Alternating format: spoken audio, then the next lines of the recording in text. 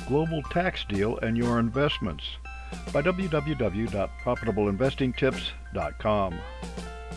Starting with the Group of 7 financial ministers, there is a movement to institute a global minimum tax on multinational corporations. The tax rate being pitched is 15%, and the idea is that taxes will be paid where the company does business and makes sales instead of somewhere they merely set up a corporate office. The opinion of the International Monetary Fund is that hundreds of billions in taxes are lost due to such tax havens. Our concerns have to do with a global tax deal and your investments. How soon do you need to worry about a global tax deal and your investments? The discussions about a global minimum tax took place at a meeting of the financial ministers of the Group of 7, which is the USA, Canada, the UK, Germany, France, Italy, and Japan. To a large degree, these are the countries that are most hurt by current tax avoidance by multinational companies.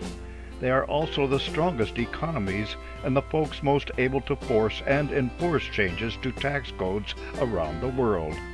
The next stop will be the Group of 20, which includes Argentina, Australia, Brazil, China, India, Indonesia, Mexico, Russia, South Africa, Saudi Arabia, South Korea, Turkey, and European Union, in addition to the Group of 7 members.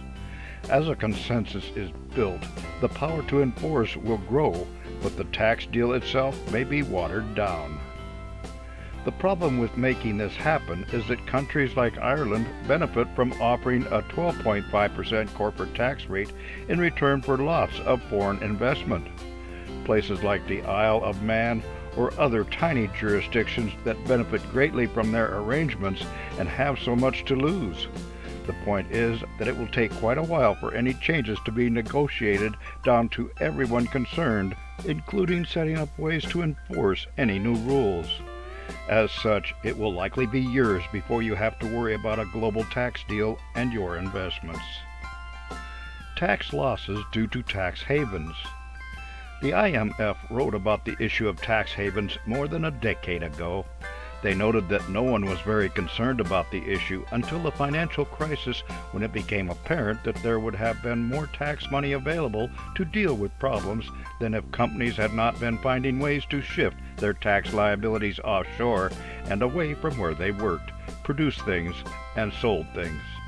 They estimate a $500 billion to $600 billion yearly loss in global tax collections due to the use of tax havens by corporations, and about $200 billion a year by individuals hiding wealth in tax haven countries.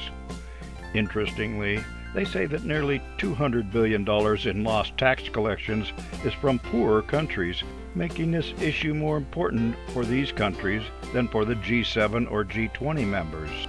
That is pertinent because this information could speed agreement for institution of a global minimum corporate tax system. How could a global minimum corporate tax affect your investments? As we noted already, this is not an issue for 2021 and probably not 2022, but somewhere down the road this might take place. The Americans for Tax Fairness website looks at Apple's setup with Ireland, in which for years it paid little or no taxes on billions of dollars in income. The question for Apple investors is just how much of that in cash flow will the company take if it is forced to pay 15% in years going forward. Although Apple says it pays a tax rate in the 20% range, the tax fairness folks say it is more like 6% if you factor in offshore profits that are taxed at much lower rate.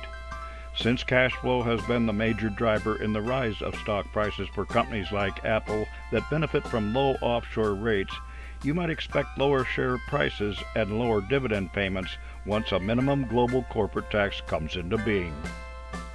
For more insights and useful information about investments and investing, visit www.profitableinvestingtips.com.